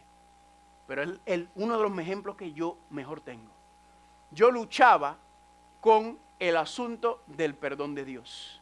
Que Dios me perdonara a mí con tantas y tantas malas cosas que yo he hecho en mi vida. Yo luchaba con eso. ¿Será que Dios me perdona de verdad? ¿Será que Dios me perdona? Porque es que yo soy terrible. Las cosas que yo son terribles. ¿Dios me perdonará a mí? Y un día fui a una semana de oración. Por eso las semanas de oraciones son importantes. Semana de reavivamiento. Y fui a una semana de reavivamiento con un pastor. Y el pastor estaba dando la historia del rey Manasés. ¿Cuántos conocen, saben quién es el rey Manasés? Tienen que estudiar su Biblia. Esa historia no está ahí para rellenar papel. El rey Manasés era el peor y el más sinvergüenza de todos los reyes de Judá. Mira, el peor de todos los reyes que existió no fue ni Acab, fue Manasés. Manasés era lo peor de lo peor de lo peor, dice el libro de Reyes y Crónicas. Y dice en el libro de Reyes y Crónicas que el rey Manasés era un idólatra. Él sacrificaba a sus hijos a fuego a sacrificarlo a los dioses paganos. Él mató al profeta Isaías y lo picó en 2 pedazos. Él mataba a los niños y les cortaba la cabeza y los ponía como linternas para alumbrar su castillo. El rey Manasés era lo peor de lo peor de lo peor. Y dice la Biblia que llegó los asirios y lo tomaron cautivo y se lo llevaron a Babilonia. Y cuando se lo llevaron, ¿sabe lo que dije? ¡Qué bueno por malo! ¡Sinvergüenza! ¿Y sabe lo que dice la Biblia? Que en su cautividad, en su esclavitud, y se lo llevaron así con argollas así como un puerco se lo llevaron a Babilonia. Y dice que en su cautividad, en la porquería, se dio cuenta y se acordó de Dios. Y se arrepintió. Y Dios lo perdonó. Oh, dunamis. Y yo dije, si Dios puede perdonar a ese sinvergüenza, a mí me puede perdonar. Y empecé a llorar como un bebé al entender el perdón de Dios. ¡Wow! ¡Qué grande! ¿Y saben algo interesante? La historia de la Biblia no lo dice. ¿Quién fue el hijo de Manasés? Amón. ¿Quién fue el hijo de Amón o el nieto de Manasés? Osías. ¿Y quién es Osías? El más grande de los reyes de Judá. Ahora pregúntate. Si Manasés era un sinvergüenza y su hijo Amón, dice la Biblia, que reinó 2 años, era peor que el pai, era tan sinvergüenza como el papá, ¿cómo es que Osías nace y es el mejor rey de Judá? Eso no tiene sentido, porque tiene un pai sinvergüenza y un abuelo sinvergüenza. Y él sale lo mejor de todo. ¿Saben por qué? Porque la Biblia no lo explica, pero cuando usted lee entre medio, eso es lo que el Espíritu Santo va revelando, porque yo me decía, pero Señor, ¿por qué? Y el Señor me lo mostró. ¿Saben por qué? Porque cuando Manasés fue llevado cautivo a Babilonia, Osías acaba de nacer. Y cuando Manasés regresa de cautividad y vuelve, y no solamente Dios lo perdonó, Dios lo sacó y lo volvió a sentar en el trono. Cuando se sienta en el trono Manasés nuevamente, arrepentido, convertido, corazón nuevo, transformado por la gracia y la bondad de Dios, ¿sabe lo que hace Manasés? La Biblia no lo dice, pero es que la lógica te lo enseña. Él mira a Amón, su hijo, y dice, esto es un sinvergüenza. Esto no tiene ningún respeto y la culpa es mía. Él lo sabe. Pero él ve a Osías que acaba de nacer. ¿Y sabe lo que dice Manasés? Mira, Amón, yo quiero que tú te encargues más de las cosas del reino, porque yo estoy cansado, yo estoy viejo, lo que me acaba de pasar, estoy acabado. Tú encárgate más y déjame que yo me encargue de criar a Osías.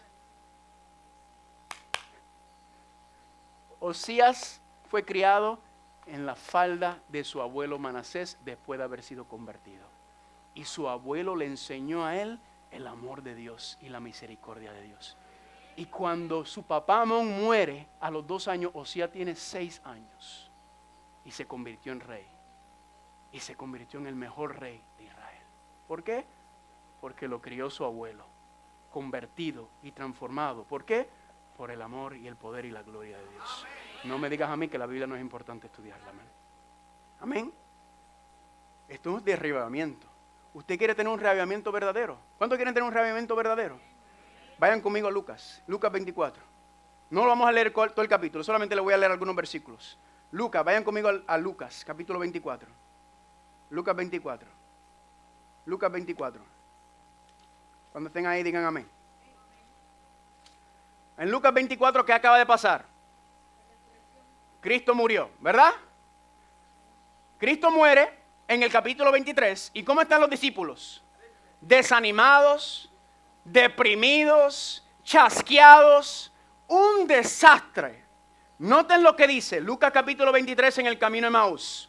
¿Quieren reavivamiento? Este es reavivamiento. Dice así, versículo 13. He aquí que 2 de ellos iban el mismo día a una aldea llamada Emaús, que estaba a 60 estadios de Jerusalén. Iban hablando entre sí de todas aquellas cosas que habían acontecido. Y sucedió que mientras hablaban y discutían entre sí, Jesús mismo se acercó y ¿qué hacía? Y caminaba como. ¿Cuántos dicen amén? En medio de tu desesperación, en medio de tu desánimo, en medio de tu depresión, adivina qué, Cristo quiere caminar contigo. Porque eso es lo que estaban ellos. Completamente desanimados. Todos salieron corriendo, escondiéndose porque pensaban que lo mismo. Habían puesto todas sus esperanzas en Cristo y cuando lo crucificaron dijeron, se acabó. Desanimados, chasqueados. ¿Y quién se apareció? Cristo. Y dicen en la práctica, ustedes conocen la práctica, dijeron, ¿y tú no sabes lo que ha pasado, muchachos? Mira, que tomaron a Jesucristo, que pensábamos que era el Mesías y lo crucificaron y lo mataron y ay, lo perdimos todo, se nos perdimos todo. Y noten lo que dice Jesucristo, versículo 25. Entonces Él les dijo, oh insensatos y tardos de corazón para creer todos los que ¿qué? Escuche bien esto. ¿De qué le está hablando Jesucristo? De profecía. Le está hablando de profecía. Dijeron, la profecía lo decía. Pregunta, ¿la profecía decía que le iban a matar y lo iban a crucificar? Sí. ¿Lo decía o no lo decía? Lo decía claramente. ¿Por qué no entendieron? Porque dice el Evangelio en Marcos capítulo 8 que estaban ¿qué? Pendientes a quién iba a ser el primero. Y dice, no entendieron nunca lo que dijo porque estaban ¿qué? Pensando en sí mismos. Escúcheme bien, y estaban caminando con Jesús y vivieron con él 3 años y medio. Versículo 26. ¿No era necesario que el Cristo padeciera estas cosas y que entrara en su gloria? Ahora, paremos aquí. Noten qué increíble es esto. Cristo sabe que los discípulos están animados. desanimados, saben que están chanqueados, saben que están deprimidos, saben que lo han perdido todo. Es como si tú perdieras tu casa, tu carro, lo perdiste todo porque todo lo diste por Él. Y lo perdiste todo, no tienes nada donde ir. ¿Y cómo Jesucristo soluciona el problema de su desesperación, de su depresión, de su desánimo, del chasco? Versículo 27. Y comenzando desde Moisés y siguiendo por todos los profetas, le declaraba en todas las cosas lo que de él decía. ¿Cómo Jesucristo solucionó el problema? Le dio un estudio bíblico. No, le dio un estudio bíblico y un estudio bíblico profético. ¿Y cuál fue el resultado? Versículo 28. Llegaron a la aldea donde iban y él hizo que iba a ir más lejos. Mas ellos le obligaron a quedarse. Ustedes saben el resto de la historia. Noten lo que decía en el versículo número 30. Entonces le fueron abiertos los ojos y le reconocieron, mas él se desapareció de su vista. Y se decían el uno a otro, ¿no ardía nuestro corazón en nosotros mientras nos hablaba en el camino y cuando nos abría las escrituras? ¿Cuál fue la solución del problema para el reavivamiento que necesitaba la iglesia? Porque la iglesia estaba desanimada, estaba muerta, estaba apagada. ¿Qué es lo que hizo? Estudiar la Biblia. ¿Ustedes quieren reavivamiento? ¿Ustedes quieren reavivar y reformar? ¿Ustedes quieren? Entonces, ¿qué hay que hacer? Meterse aquí. Estudiar la Biblia. Esa fue la solución de Cristo a la iglesia. Hay que estudiar la Biblia. Amén. Hay que regresar a la Biblia y entender y comprender qué es lo que Dios te pregunta. ¿Tenemos nosotros también un propósito profético? Sí. Así como los discípulos lo tenían, ¿sí o no? Sí. ¿Y cómo andamos nosotros? Así. Vencidos por el miedo, desanimados, con la misma rutina aburrida de la vida. No vemos el poder de Dios, no vemos la gloria de Dios en nuestra vida. Dios quiere. Entonces, cuando usted va a su Biblia, a leer su Biblia, ¿usted con qué actitud viene? Señor, quiero ver tu gloria hoy. Quiero conocerte, quiero ver tu justicia, tu amor, tu bondad, Señor. Muéstramelo. Y automáticamente cuando tú miras el poder de Dios, la gloria de Dios, la justicia de Dios en la palabra de Dios, automáticamente ves tu pecado. Automáticamente ves tan bueno que es Dios y cuán malos somos nosotros. Porque así es. Oye, pero qué bueno es Jesucristo. Y yo soy tan duro. Ese es. Y usted lo va. ¿Y ahí qué? Usted dice, Señor, perdóname por ser tan duro, tener tanta apatía, tener tanto orgullo, tan egocéntrico que soy. Señor, perdóname. ¿Qué es el Señor? Te perdono. Y te transformo. Porque ahora mira la vida de Cristo Jesús. ¿Están conmigo o no están conmigo? ¿Qué le voy a hacer? Le voy a enviar un plan de oración y estudio, porque eso es lo que la Biblia dice. Porque quizás usted no está estudiando su Biblia. Hermano, hermana, si usted no está pasando tiempo en su Biblia, usted está en peligro de muerte eterna. No porque la Biblia salva, sino que la Biblia te lleva a conocer la bondad y el amor de Dios. Y eso es lo que transforma el corazón humano, la gloria de Dios. Quizás usted está estancado, quizás su estudio bíblico está en frío, muerto, así, desanimado. Le digo esta historia. Cuando yo me levanto a estudiar mi Biblia y yo le digo, Señor, quiero que me muestres tu gloria. Señor, quiero conocerte hoy mejor. Señor, quiero ver a Cristo. Señor, muéstrame mi pecado. Muéstrame mi orgullo, mi egoísmo. Señor, quiero ver tu gloria. Y cada vez que yo vengo con la actitud correcta a estudiar mi Biblia, Dios me deja con la boca abierta siempre. Siempre me deja con la boca abierta. Y ese estudio sencillo de un capítulo se convierte en 2 y 3 horas fácil. Estudiando aquí, comparando, usando la concordancia, mirando aquí, leyendo acá, viendo de versículo a versículo. Pero ¿sabes que hay veces que me levanto con la prisa? No me acosté temprano, por lo tanto no me puedo levantar temprano. Corriendo. Tengo que ir al trabajo. Tengo que leer mi capítulo y voy a ir creyendo. Entonces a ti te clamaré, oh Señor, roca mía, no te desentiendas de mí para que yo sea de tu... esto está poderoso, Señor, gracias. Semejante a los que desciendan a los sepulcros. Oye la voz de mis ruegos. Ay, Señor, clamo a ti, gracias. Venimos aquí. ¿Y sabes lo que me pasa? El Señor siempre me da mis bofetadas cuando ando así. Sale mi esposa de la habitación. Y yo estoy ahí con mi estudio seco ahí. Clamaré a ti, oh Señor, roca mía. Y de momento mi esposa sale del cuarto. ¡Wow! Y yo, ¡wow! El Señor me mostró algo poderoso. Porque vino y que si el rey David y si el Señor le mostró y todo aquello. Yo ahí con mi estudio seco y frío ahí.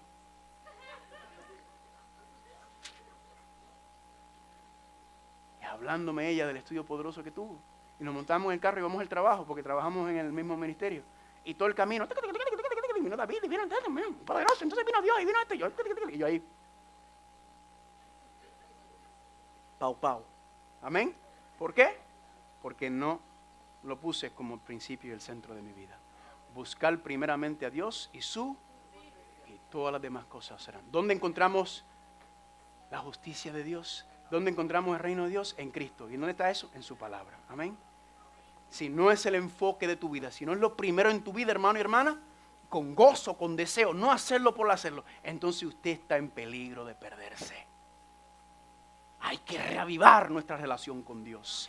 Ese es el reavivamiento que dice la palabra de Dios. Y si cada uno de nosotros, los miembros de iglesia, lo estamos haciendo en nuestra casa, por nuestra propia parte, con nuestro esposo, nuestra esposa, con nuestros hijos, y después venir aquí juntos, imagínate eso. ¡Pum! Dios no va a poder aguantar la iglesia Villa Carolina, ni ninguna iglesia.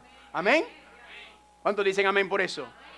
¿Y qué nos dice el Señor Jesucristo? La victoria es posible solamente con una entrega total. ¿Y qué? Y festejar y gozarnos en estudio de la palabra de Dios. Y ver la gloria de Dios. ¿Para qué? Para conocer a Dios. Para conocer quién es Dios. No para marcar nuestra lista de si soy un buen adventista o no, soy buen cristiano. Ese es el propósito de la Biblia. Conocer a Dios. Y cuando conocemos a Dios, hermano y hermana, los vamos a amar. ¿Cuántos dicen amén? Salmo 17:15. En cuanto a mí, yo en justicia veré tu rostro. ¿En dónde? Aquí. Y quedaré satisfecho. ¿Y cuando qué? Cuando despierte, cuando resucite a tu semejanza. No está hablando de la resurrección física, aunque ciertamente sí. Está hablando de que cuando resucitamos este cuerpo muerto en pecado, ¿a qué? A ser instrumento de justicia de Dios. ¿Eso cómo? Contemplando la justicia y el rostro de Dios. Quedamos gozosos y el Señor nos resucita de este cuerpo de muerte a su imagen y semejanza. ¿Cuántos dicen amén? ¿Cuántos dicen gloria a Dios por eso? ¿Está sabroso esto, sí o no, hermanos y hermanas? El último, bueno, no el último, casi el último mueble, penúltimo mueble, ¿cuál es? El altar de incienso. ¿Qué representa el incienso? No. No. El incienso no representa las oraciones. ¿Usted lo sabía? ¿Qué error hemos cometido? ¿Cómo es? ¿Otra vez usted va a venir con otra cosa más? Vaya conmigo a Apocalipsis 8, se lo voy a mostrar. El incienso no representa las oraciones, perdóname. Le hice la pregunta así de manera capciosa para agarrarlos. Apocalipsis capítulo 8. El incienso no representa las oraciones. Noten lo que dice aquí en Apocalipsis capítulo 8 que representa el incienso. ¿Están ahí? Apocalipsis 8:3. Y el otro ángel vino entonces y se paró ante el altar. ¿Qué altar? Ese es el altar de incienso. Con un incensario de oro. Y se le dio mucho incienso para añadirlo ¿a qué? A las oraciones de todos los santos. Ahí está el incienso y ahí están las oraciones. Y las oraciones nuestras suben ¿con qué? Con el incienso. Versículo 4. Y la mano del ángel subió a la presencia de Dios el humo del incienso junto con ¿qué? Con las oraciones de los santos. ¿Qué es el incienso? Los méritos y la justicia y la santidad y el carácter de Cristo. Ese es el incienso. El olor agradable a Dios. ¿Qué fue qué? Que fue ver la vida de Cristo en este mundo. Y nuestras oraciones suben ¿por qué? Porque suben con los méritos de Cristo, no por nuestros propios méritos. Amén. Los agarré. Ahora, el incienso representa en sí la vida de oración. Le hago una pregunta, ¿Cristo tiene una vida de oración, sí o no? Vaya y lea Juan capítulo 17, Cristo orándole al Padre, hablando con el Padre, tiene una vida de oración. ¿Sabe cuál es la lucha más grande mía en mi vida cristiana? Es la oración. Yo para estudiar la Biblia, estoy horas y horas y horas y horas. Orar me cuesta un poquito más, siempre me ha costado un poquito más. Y tengo que estar consciente. ¿Y sabe por qué? ¿Qué hago? Tengo un libro de oración siempre que me pongo a leerlo. Porque tengo que estar, porque yo sé que esa es mi lucha. Y voy ahí oración. Y cuando yo pongo mi vida de estudio a la misma par de mi vida de oración, ¡pum! Explota. Una cosa increíble. ¿Están conmigo? El pastor Pavel Goe. ¿Alguien ha escuchado el Pavel Goe? Ay, Señor, qué cosa linda. Tiene un libro sobre la oración, varios libros de oración, una cosa espectacular. Y él hizo un estudio cuando estaba haciendo su doctorado, él estaba ahora en la Asociación General. Y él hizo un estudio y grabó las oraciones de su iglesia, todas las oraciones por un año. Las grabó como parte para hacer su tesis. ¿Y sabe lo que encontró? Que el 95% de las oraciones de la iglesia que se hacían eran para mí. Porque yo necesito, porque yo. 95% de las oraciones eran ¿qué? Enfocados en yo.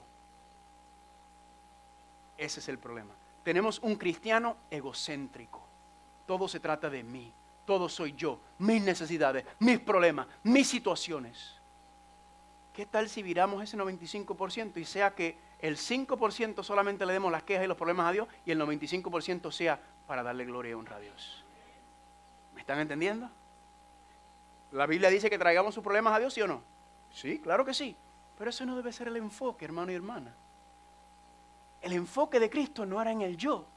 El enfoque de Cristo era ¿quién? En el vindicar a Dios y salvar la raza humana. El enfoque de nosotros cada día en la oración debe ser: Señor, hoy quiero darte gloria. Hoy quiero ser tu obra. Hoy quiero acercarme más a ti. Hoy, Señor, que sea como nosotros podemos acercarnos más a Dios y hacer la obra de Dios. No en yo, en mi trabajo, en mis cosas. Sí, no estoy diciendo que no oremos por esas cosas, pero ese no debe ser el centro de nuestras oraciones. Desarrollé un sistema utilizando algo que aprendí de una persona y algo que aprendí de otra persona y lo uní. Y cómo desglosar una oración. Una manera linda. Se la voy a compartir también cuando le envíe mi plan de oración y estudio. Aquellos que no lo tienen, se me olvidó decirle, le envío el plan de oración y estudio. Amén. Para los que quieren reavivar su vida, o los que no tienen una vida devocional, o los que quieren reavivarlos, o los que están en su vida devocional y está estancada, está seco, está, déjame abrir la Biblia, ahí en el Salmo 10. Es para eso. Y ahí está incluido también el aspecto de la oración. ¿Cuántos dicen amén? ¿Qué nos dice Jesucristo? La victoria es posible solamente cuando hacemos una entrega total y cuando estamos bajo la consejería, la dirección de Dios por medio de la oración. ¿Cuántos dicen amén? Y el último es que, bueno, el último ahora en este tema, el último es ¿qué? El candelero. ¿Qué representa el candelero? El candelero, ¿qué representa? La luz de Dios saliendo al mundo. Y dice Mateo capítulo 5, 14 al 16, si lo quieres leer y apuntar, dice que es la gloria de Dios. La gloria de Dios o las obras de Dios por medio de nosotros. La oración y el estudio de la palabra, nuestra relación con Dios personal, individual o familiar. ¿Y luego cuál? Ahora salimos, ¿a qué? A orar para Dios. ¿Qué hizo Cristo? Mateo 4, 23 y 24. Y recorrió Jesús toda Galilea. ¿Qué hacía? Enseñando en las sinagogas. ¿Qué más? Predicando el evangelio del reino. ¿Qué más? Sanando toda clase de dolencia y toda clase de dolencia entre la gente. ¿Cuál era el enfoque del ministerio de Jesucristo? Enseñar, predicar y sanar. Ese es el evangelio en acción. Eso es lo que usted y yo debemos estar haciendo. Enseñando, predicando y sanando. ¿Cuántas dolencias? Todas las dolencias. Y dice, entonces su fama se extendió por toda Siria y le llevaron a todos los enfermos que padecían diversas enfermedades, tormentos, endemoniados, epilépticos, paralíticos, y los sanó a todos, hermano y hermana. A todas las personas sanó Cristo. Por eso las multitudes lo seguían. Yo creo que lo hablamos al principio, ¿verdad que sí? ¿Por qué las multitudes seguían a Jesucristo? ¿Por qué? Esperanza de que este Señor nos iba a ayudar y Él podía salvar. Eso se supone que seamos nosotros, porque Cristo dijo, las cosas que yo hago, ustedes también las harán. Se supone que nosotros seamos centro de esperanza, que nuestra vida es una gloria. Así como el santuario la gente veía y decían, queremos conocer a ese Dios porque mira cómo ama a su pueblo. Se supone que la gente en usted y en mí vean la gloria de Dios. Y sepan, yo puedo ir a esta persona porque esta persona está cerca de Dios y me va a ayudar. Eso es lo que se supone que seamos, centros de luz a este mundo, como lo era Cristo. Y si Él dice que lo que Él hizo nosotros también lo haremos, ¿por qué no estamos viendo? ¿Por qué no estamos viendo los mismos resultados? ¿Por qué no vienen multitudes detrás de nosotros? ¿Por qué la iglesia está tan apagada? Forzar a la gente a venir a la iglesia. ¿Usted sabe por qué? Usted ha invitado a su vecino, su compañero de trabajo, su familiar. Usted lo ha invitado tantas veces a la iglesia y no viene. ¿Sabe por qué no viene? Porque no confía en ti todavía. Y lo digo porque yo soy culpable. Porque no confían en nosotros todavía. Usted tiene que ministrar, amar, ganarse su confianza usando el método de Cristo. Y entonces cuando usted lo invita, la gente viene. Porque confían en usted. Pero cuando la gente no viene es porque no confía en usted. Entonces, ¿qué usted tiene que hacer? decirle, ay, pero qué gente más dura esta gente. No, Señor, ¿cómo puedo yo ganarme la confianza de mi vecino, de mi amigo, de mi compañero, de mi familiar? Porque todavía no confían en nosotros. ¿Están conmigo o no están conmigo? ¿Y qué decía? Y cuando las multitudes lo vieron, se maravillaron y glorificaron a Dios, que había dado poder ¿a quién? A los hombres. ¿Era glorificado Dios? ¿Era glorificado, sí o no? Ese es el candelero, familia. Cuando Dios es glorificado por medio de nuestras vidas. Cuando la gente ve las obras de Dios en nosotros, entonces viene la gloria de Dios. ¿Cuántos dicen amén? Y le dije esto ayer y se lo termino. Si usted no tiene el deseo de servir a Dios, si usted no tiene el deseo de obrar para Dios, si usted no tiene el deseo de hacer y de ministrar y de ayudar y de orar por otros y de hacer las cosas que Dios quiere que hagamos por otros, es bien sencillo. No hay servicio porque no hay ¿qué? No hay amor. No hay amor porque no hay ¿qué? No hay conocimiento de Dios. No hay conocimiento de Dios ¿por qué? Porque no hay relación con Dios. Y no hay relación con Dios ¿por qué? Porque Dios no es una prioridad para nosotros. Tenemos otras prioridades. Hay cosas más importantes que pasar tiempo con Dios y conocerlo a Él para que Él pueda hacer la transformación que quiere hacer. Hermano y hermana, cuando Dios sea su prioridad, entonces usted va a tener una relación con Dios. Cuando tenga la relación con Dios, entonces lo vas a conocer. Cuando conozcas a Dios, lo vas a amar. Y cuando lo ames, le vas a servir. ¿Están conmigo? Y la última parte, el lugar santísimo. Eso va a ser en la tarde. Porque Cristo regresó al santuario en la última semana. Y la última semana enseña la fe de Jesús. Y la última aplicación en cuanto a ese estudio. Pero familia, Cristo nos está enseñando por medio del santuario la experiencia de vivir en el pacto nuevo, en el pacto eterno. ¿Cuántos dicen amén? ¿Y qué dice 1 de Juan 2:6? El que dice que permanece en Él, ¿qué debe? Debe andar ¿cómo? Como Él anduvo. Amén. Esa es la vida de Cristo y esa debe ser la vida nuestra. Una vida de humildad, una vida de sometimiento a la dirección del Espíritu Santo, una vida de estudio, una vida de oración y una vida de servicio. Eso fue lo que marcó la vida de Cristo y eso es lo que debe marcar la vida tuya y mía. Y si no lo marca, entonces ¿qué pasa? Estamos desconectados de la fuente de Dios. ¿Cuántos están conmigo? Termino con esta cita. Es imposible que escapemos por nosotros mismos del abismo del pecado en que estamos sumidos. Nuestro corazón es malo y no lo podemos cambiar. Hermano y hermana, y usted y yo y toda la humanidad se encuentra en una situación desesperante. Porque si seguimos como vamos, vamos a morir y se acabó. No hay esperanza para nosotros si seguimos en nuestros propios caminos, siguiendo nuestros propios deseos, siguiendo nuestros propios intereses. La educación, la cultura, el ejercicio de la voluntad, el esfuerzo humano, todos tienen su propia esfera, ¿pero qué? Pero para esto no tiene ningún poder. ¿Para qué? Para cambiar el corazón humano y el problema del pecado. Pueden producir una corrección externa de la conducta, pero no pueden cambiar el corazón, no pueden purificar las fuentes de la vida. Por eso usted ve que los jóvenes se desaniman tanto que, mira, usted no va a ir, no va a la iglesia, no viste así, no hagas esto. Y todo es un palo, y un no. Una lista de reglas que es el cristianismo. Y la gente, los jóvenes, entonces cuando crecen, ¿qué pasa? Se van de la iglesia. Porque los que están dados le han estado dando palo todo el tiempo. Y nunca le enseñamos el porqué de esas cosas. Porque no conocen el amor de Dios. No conocen a Dios. Solo le estamos dando palo y no quieren saber ni de la Biblia ni de la hermana White. ¿Quién es esta viejita que todo el tiempo me está diciendo qué es lo que tengo que hacer y lo que no tengo que hacer? Y así con la Biblia. ¿Por qué? Porque no conocen a Dios. No les hemos enseñado quién es Dios. ¿Y por qué Dios nos pide las cosas que nos pide? Por nuestro bien, por su gloria. ¿Qué dice? Nada de esas cosas pueden cambiar. Usted le podrá dar todas las reglas que usted quiera a sus hijos y hijas. No importa. Nada de eso lo va a cambiar. Debe haber un poder que obre ¿dónde? En el interior. Una vida nueva de lo alto. Algo divino.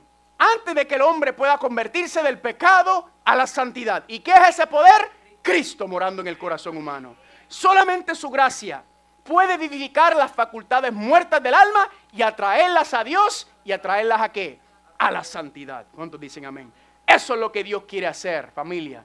¿Y cómo es eso? Usted se tiene que relacionar con Dios. Si no, no va a haber transformación. Y si no, la vida se convierte en una hipocresía, en un aburrimiento y en una rutina barata. Y eso nadie le va a gozar. Porque si usted no tiene gozo en las cosas del Señor, la gente lo ve. Y le dice, y después cuando lo invita a la iglesia, después se pregunta, ¿qué voy a ir yo a tu iglesia? ¿Tú eres un amargado? Chismoso. Nunca has orado por mí, nunca has hecho nada por mí. ¿Por qué voy a ir a tu iglesia? ¿Están conmigo? ¿Qué es lo que quiere Dios? Transformarnos. Amén. Que vivamos la experiencia del pacto nuevo, del pacto eterno. ¿Cuántos en esta mañana dicen, ya en la tarde, Señor, perdóname? Yo no estoy viviendo la vida de Cristo Jesús. Una vida de sometimiento, una vida de humildad, una vida de oración, una vida de estudio. ¿Cuántos aquí reconocen que podemos nosotros reconocer que no estamos? Vamos a ponernos en pie. Señor, perdónanos. Quizás lo estamos haciendo por las motivaciones o las intenciones incorrectas. Señor, perdóname. Perdóname, Señor. Amén. Viendo la vida de Cristo, mirando. Y esto fue un estudio, pero por encimita. Pudiéramos tener un tema cada uno de esos puntos. Solos. El Señor quiere restaurarnos a su gloria. El Señor quiere que vivamos en armonía con su voluntad. La pregunta es si nosotros también lo anhelamos. Y la única manera de que pueda cambiar nuestros deseos y nuestros gustos, familia, es que seamos transformados por su poder y su gloria. Tenemos que pasar tiempo con el Señor. Nada de lo demás importa. Ese es el centro de todo, tu relación personal, íntima con Dios diariamente. Eso es lo que transforma el corazón y así es como Dios se manifiesta en nosotros. Porque cuando le conozcamos, le amamos. Y cuando le amamos, le vamos a entregar y servir con todo nuestro corazón, todas nuestras fuerzas y todo nuestro ser. ¿Cuántos dicen amén? ¿Cuántos quieren decirle gracias, Señor, por tus promesas y tu misericordia y tu bondad?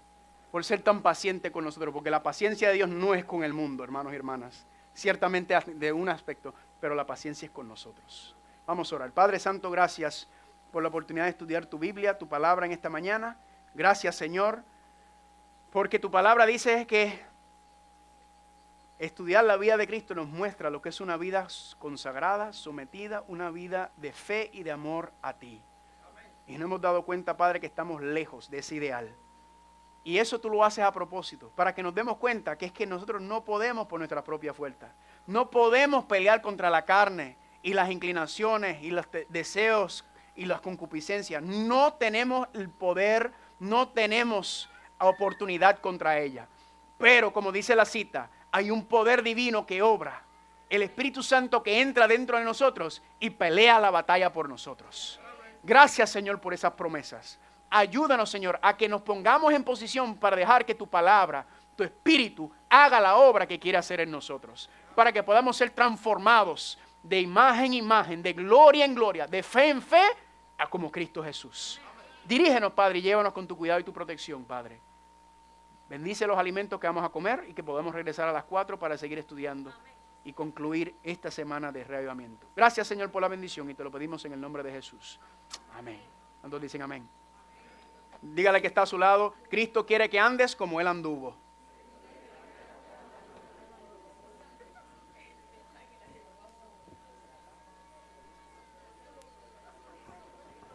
Agradecemos a todos los presentes por haber compartido este ratito con nosotros. Vamos a regresar a las 4, los que puedan. El libro de Santiago en el capítulo 5 dice que cuando estemos gozosos debemos cantar. Así que vamos a comenzar como a las 3:45 con un servicio de canto. Así que yo espero verlos a todos aquí para gozarnos y cantarle a ese Dios Todopoderoso. Los esperamos, ¿a qué hora? 3:45. Dios les bendiga.